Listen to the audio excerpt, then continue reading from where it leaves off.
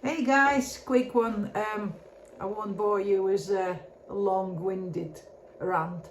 Just a quick one to say that I'm sure a majority of you who follow the news, interested in what's going on in the country, know that for the second day, farmers are protesting in London, in Westminster. You see the tractors. You know, people in the cities, you don't really realise that. You know what is happening, and interestingly, majority of the people, when you ask them, do you know why farmers are protesting, they say, oh well, they want people eating British food, and that, as far as it goes, the issue is more complex than that. There are a lot of things involved in why are they there, and why they've been pushed to this to the limits, and why you as any person who eats need to be interested. So I'm not gonna try to explain, because there are lots of views on it.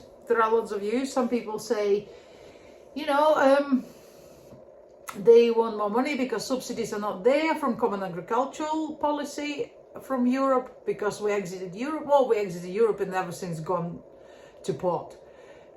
It is more complex than that. There are things that government at the moment is asking farmers to do. Is one of the directives is to make sure that there are less fertilizers on the land, and there's land set aside for the nature, and it's fair enough, and they're not opposed to that.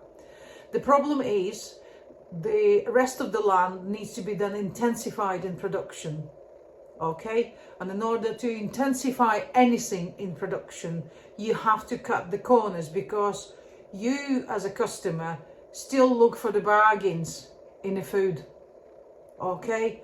You've got to understand that, and that's what these guys are there for. They're not there because it's a Christmas tractor run and they're there to show their tractors how lovely they are, and you know, or show British flags, and then everybody gets uppity about it because it could be, you know, considered to be politically incorrect to have a British flag flying. They're there because they've been pushed to an absolute limit. And it applies across the board, to small farms, to big farms. This last couple of months been really hard on every single farmer in this country. Okay, so do think where your food comes from. Do think about it once, twice, 3 times when you go shopping, and do think about your own, your neighbours. You know, that beautiful fields that you go rambling this weekend for Easter. Think about how they need to be maintained. Those lambs that you're probably going to feed, bottle feed, because farmers need to make a penny or 2 extra inviting you to feed, you know, by bottle a little lambs. Think about how hard it is for them.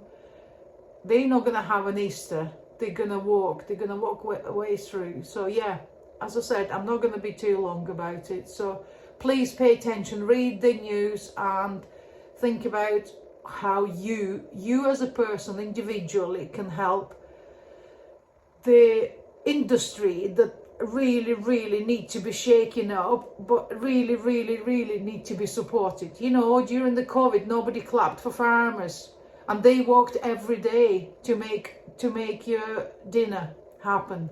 They're the ones who didn't lie down or sit and watch telly or redecorate their house. They worked. So think about it when you go shopping. Please do.